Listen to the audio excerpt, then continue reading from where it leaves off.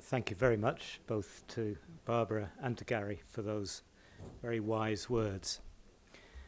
So, we've heard some different perspectives on how to stimulate improved productivity in our health systems. I've actually got a little list of 6 things which would be my top tips for improved productivity. And I think we've covered almost all of them. My little list starts with performance information, because I'm passionate about that. But then it has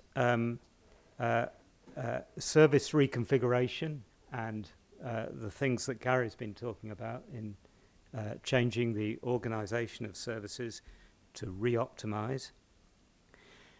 Better governance and leadership, which again he mentioned, and which I think they are a precondition. Without that leadership, which is really tricky in the health sector, it's difficult.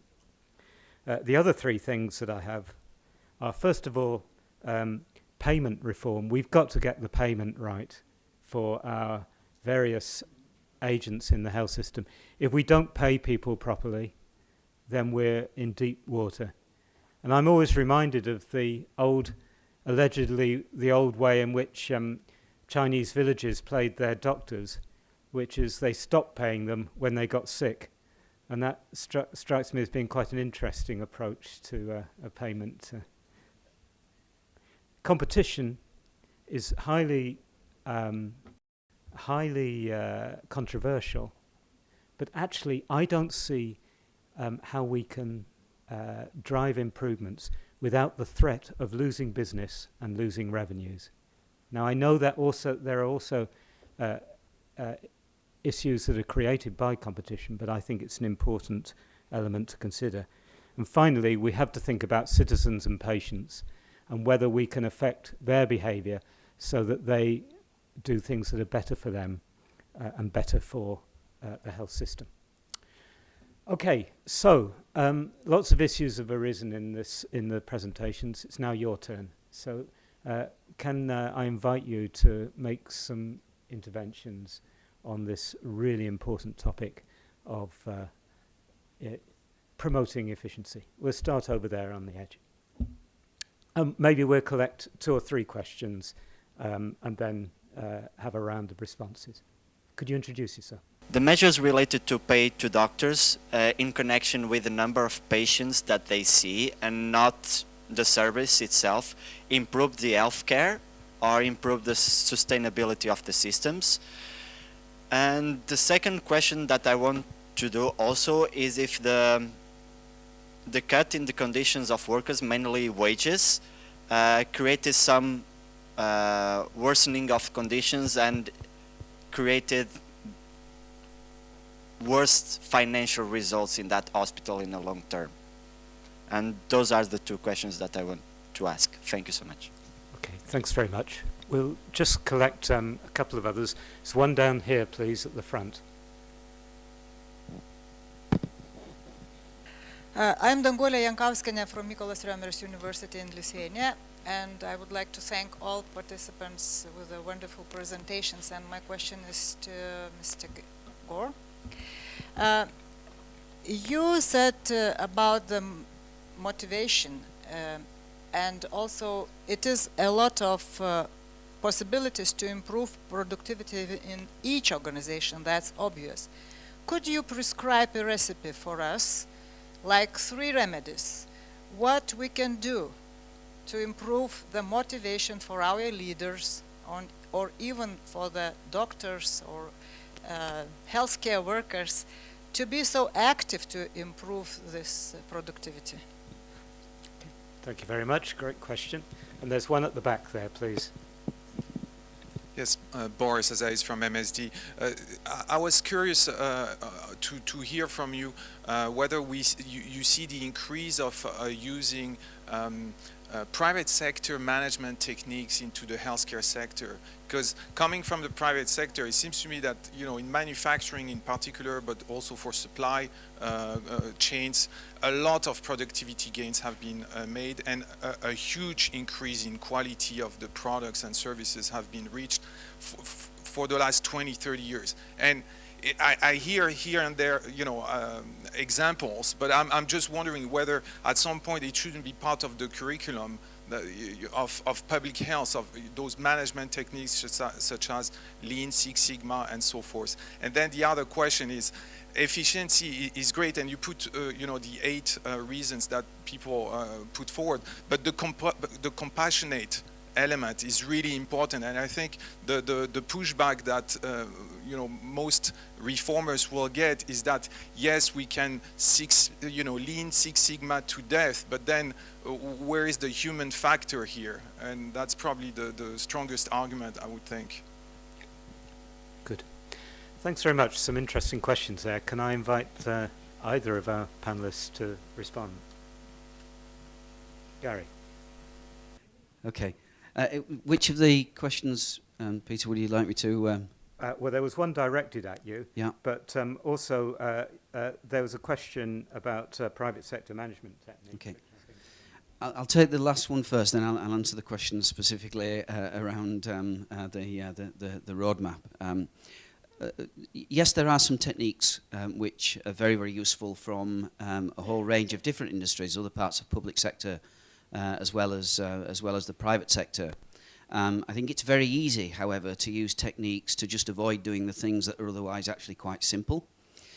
So the number of times I see things like activity-based costing, the implementation of e-health technology, or new ICT infrastructure, or Lean Six Sigma, being used as an improvement vehicle to take time to avoid actually doing the things that are quite simple things to do. So techniques are good and have their place, but I think they have to be used with care. And I do think a real pragmatic application of very sensible actions is much more powerful. In particular, a huge amount of the things we do in our work is very much based on the behavior of individuals and the impact that individual behavior does have. And this is why leadership is so important, and it's leadership from the chief executive of the provider through to the lead clinicians in the organization. The most powerful example of leadership I've seen recently is the one I mentioned in the Netherlands, where clinicians actually came together and said, it simply isn't morally right to waste such a valuable resource given to us by our population. If we're entrusted with such a very, very valuable resource, it is our responsibility to use it. And really strong clinical leadership was all that was really required to generate the early stages of improvement in that particular example. What they've then used is some good manufacturing, some good supply chain techniques to keep that particular process going. I actually think I see some really great leaders in the public sector as well as really great leaders in the private sector, and good leadership is good leadership wherever it is. And I think there's a lot the private sector can learn from the public sector too. So I think techniques help, but actually I think really strong leadership's more important. In terms of the big changes, certainly what has the greatest impact is undoubtedly the behavior of doctors. If you have senior doctors standing up and saying, we are going to do this, it's the right thing to do, we're going to be very open and very constructive about changing our own behavior, it's amazing how that galvanizes the rest of the organization. Now, clearly that's not just in an acute setting, but in a primary care setting too. So usually when we start our work with organizations to help them improve, the first thing we do is the work with medics. And it's amazing how some early successes in that space generate a huge amount of enthusiasm across the rest of the organization. So certainly in terms of the priorities, we look at the major areas of expenditure. Theatres, beds and doctors are usually the first three, and we drive improvement in those three areas from the first day, first week we start with an organization. I don't believe there have been many new ideas in healthcare performance improvement for something like 20 years. It is all about the delivery of them. So usually we would start with an organization in the very first few weeks, we start to fix the things that they know are wrong. And gradually the momentum builds from there. So my advice to any organization is make sure you're absolutely committed to the delivery of this. It really is all about the delivery. and make some early wins around some really important areas, and that generates the momentum and enthusiasm for the rest of the organisation to become involved. Does that answer the question around the roadmap, or were you looking for something slightly different? Good. Could I just perhaps answer the question about incentives for physicians? I think this is a really tricky area. Without question, physicians and other professionals, they are human beings, and indeed they are expected to respond to financial incentives. However, they are also professionals, and professionalism in its best form trains you to do things which may not be in your immediate financial or personal interest. And I think that conflict is really quite a serious one that we haven't begun. We need, I don't know, sociologists or anthropologists to tell us about how to resolve that one. But I think it is problematic. And there certainly has been in the UK that incentive scheme I showed you. There's been quite a lot of concern that the incentive scheme has driven out the intrinsic professional motivation of doing good for a patient in your best judgment. And instead you do what the computer tells you to do because you will be rewarded for it. And that comes to the point about compassion that was made, that I think in some ways compassion might just be that being a professional and doing what you're trained to do and you're there to do. And I think if financial incentives get in the way of that, then you can have a problem. And that's what happened in this hospital called Mid Staffordshire. It definitely got in the way there in an absolutely awful and terrible way. But it gets in a way in minor ways elsewhere. So I think the trick actually really is to try and make everything point in the same direction. So, you're not inhibiting compassion by your financing regime. Actually, you're encouraging it, maybe because you're getting some patient feedback on the total experience and that sort of thing.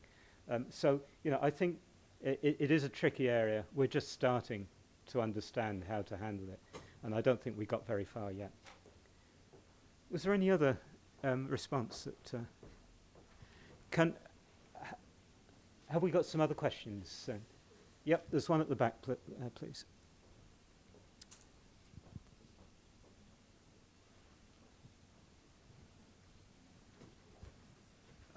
Hello, my name is Vainas Rakauskas from Vilnius University, and I'd like to ask about the reasons leading to inefficiency. We have talked a lot about dealing with that or making some policy which would change the situation. And I would be really interested in what would you say are the chief reasons leading to such inefficiency, and how could that be stopped in the early period of it developing, and maybe even how to prevent it, not only to tackle the problems we already have. Thank you. Okay, interesting question. Yeah. What are the reasons for inefficiency? There's one. Yep. Okay. Tessa Richards, BMJ. It's very sobering, the figure that was cited about between 1 in 7 and 1 in 10 patients who come into our health systems suffer harm. Do we know enough about the nature of the harm that they suffer from, the cost that then implies for the health system, and how to reduce them? Mm-hmm. Okay, and there's one over here, please. And then we'll have... We are talking more about case management, I think, things that there are a lot of possibilities to improve health system productivity. But I'm thinking about the health promotion and disease prevention aspects, how they could be considered in this aspect of health system productivity improvement. Probably there are some ways, and you have some comments on that? Thank you. Sure. Thank you. Before we have the round, I've got a question that I'm going to direct at Barbara as well, which is about health systems are really passive in terms of the products, the devices, the drugs that are produced from the market. They come out of the industry, the health system assesses them and says yes or no, roughly speaking. So the question is, can we be better at actually incentivizing the industry to develop products?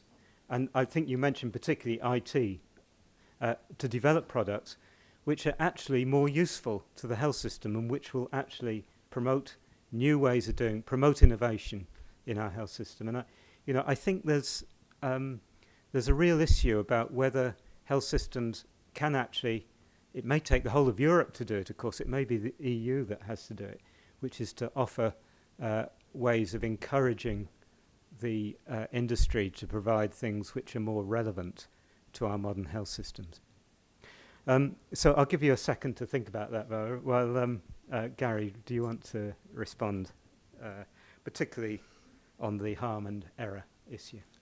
Yeah, the harm question, first of all, I'm afraid, Tess, I can't actually answer the question in the sense that there's a piece of research underway across York and Hull looking more specifically at why the rate seems as high. I agree with you, it's quite an alarming figure, but it was the figure quoted by the medical director, and they were doing some research together, understanding the precise costs and the nature of the harm. He did refer a great deal to personalised pharmacology and was suggesting that medicines were fundamentally at the heart of indeed a number of the cases that explored. But other than that, I can't answer your question.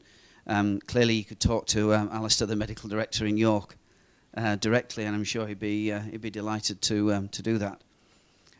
In terms of health promotion and health prevention measures, the example I mentioned from the United States in my presentation was interesting because the volume of activity had dropped so much in primary care that primary care physicians were taking a much more active interest in health promotion and health prevention. They were then able to promote use of a broader range of technologies, telehealth, telecare type technologies alongside the deployment of the smart technology. And they'd found that as a result of freeing up primary care resource, that primary care involvement in preventative and medicine and health promotion had increased quite dramatically, and it had a very, very beneficial effect on the population. So I do believe by freeing up the resource, by not using resource on the wrong things, we do have the potential to get secondary and primary care medics much more actively involved in initiatives around health prevention and health promotion. Thanks, Gary. Yes, just two things before I answer your question. In relation to patient harm, just wanted to mention a stream of research that tries to assess where would harm be done, and one of the causes could be in the handover between the specialist and the generalist, and etc., etc. So this is an area where much more needs to be done to understand the factors that lead, and what are the organizational elements that could be worked on to improve the handover between the different chains leading to healthcare provision. In terms of the point on health promotion, I think two factors will play or are at play that will make the health systems reach out more into the homes. One is the whole e-health, like you were mentioning, where it will be simpler, easier to have this relation from the home to the person to the institution, and therefore maybe some more health promotion activities will take place that are more individualized to the individual in question. And the other part is the whole related to aging society, the integration of social services and health services, whereby increasingly also emphasis on the home is being put, and therefore maybe also more work on health promotion could take place. In terms of your question, Peter, on innovation and let's say production of tools and technology that actually are to the use or the benefit of the patient, of the end user. We have the first example, it's not the only example, but one example is the Great Medicine Initiative, where there's a co-funding from the industry, the European Union and the member states. And the funding of the union serves to put academics and patient organization around the table with those that will invest in developing the new products, so that there's a conversation on what is actually the need and what would work best. Although I myself am not so familiar with the whole e-health component, that's definitely a part where you can't develop a new tool, a new application, without having the end user sitting with you at the table. So these are two examples.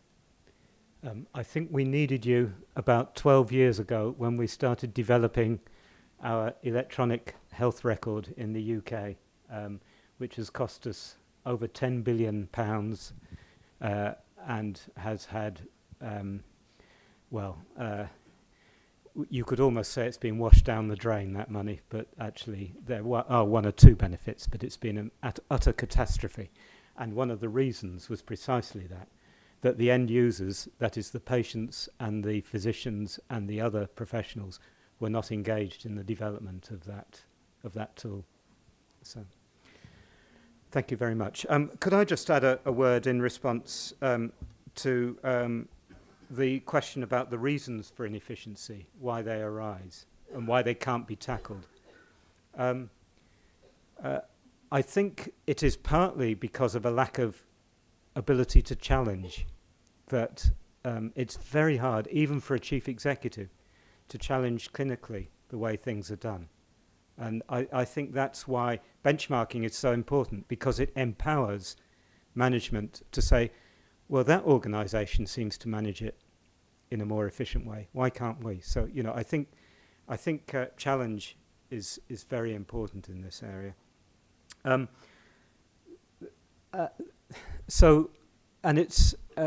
I think that also it's complexity, and you know, health systems are undoubtedly the most complex modern sector of the economy, and one person's inefficiency may be another person's saviour.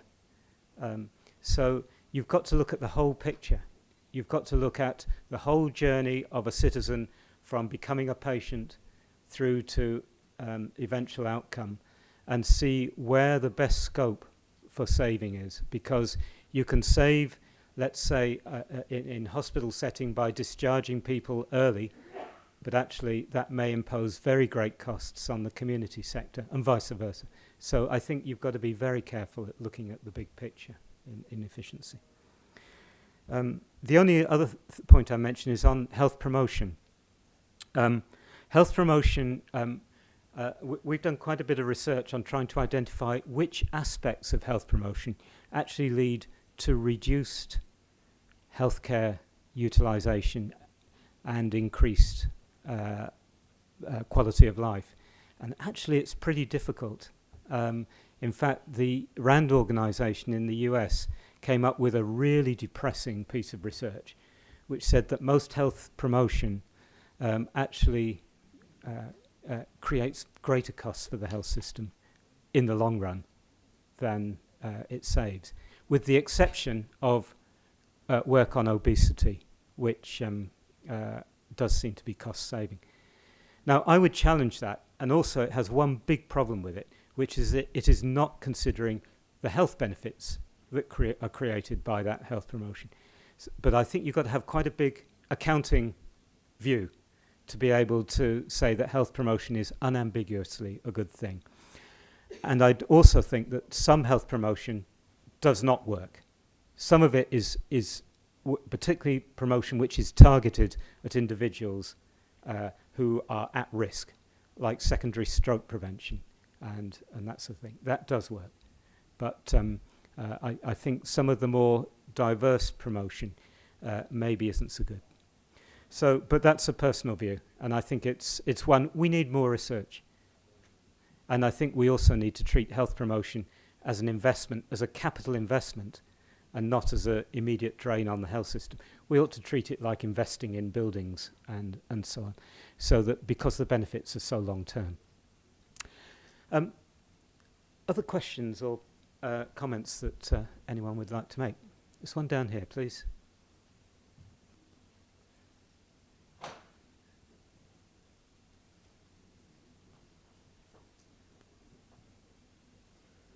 Ruta Everett, Institute of Oncology, Vilnius University.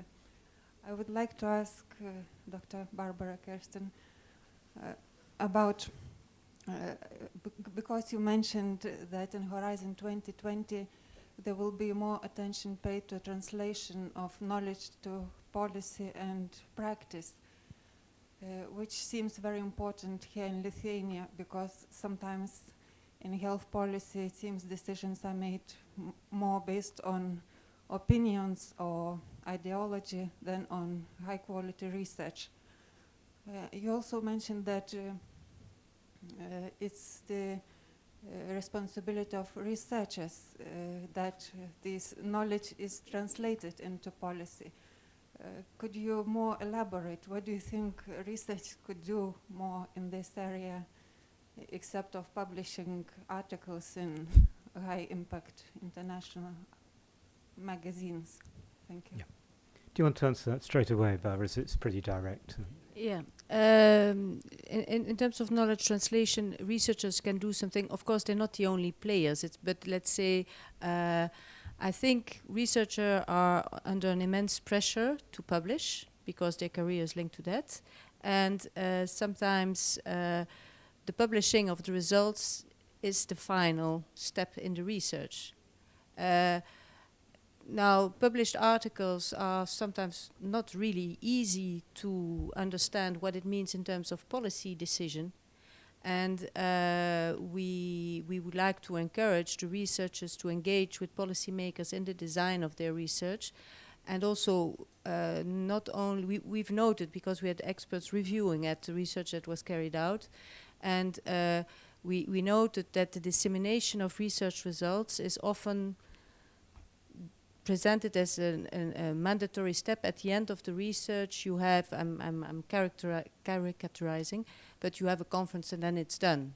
Whereas it's much more complex. Dissemination of your research results is much more complex, as we have the European Observatory here, who acts as a knowledge broker and can further speak to the difficulty of bringing results to policymakers. But we believe that the research community themselves could also think a bit more through how make it clear what the policy recommendations are. So that's what we're looking for in under Horizon 2020. That then gets to the point Peter was making. If you develop something, get your end user on board from the start so that you're sure that what you're producing matches. Now, I'm not saying that all research needs to be translated in policy making, but definitely for those the research that should have implications, for example, on the way our health systems would be transformed, so to speak, it is important that the results don't remain at the level of a publication, however good it is, and then nothing is done with it. Okay. Any final questions that anyone wants to put to the panel? Your last chance. Okay. Well, thank you very much for your observations. Can I just conclude by underlining something Gary mentioned? This business that inefficiency is immoral. In most of our systems, we have a limit to the cash that's available for public health services. And if we are wasting money in one area, it means that someone is being denied more effective care somewhere else. And that is just plain wrong.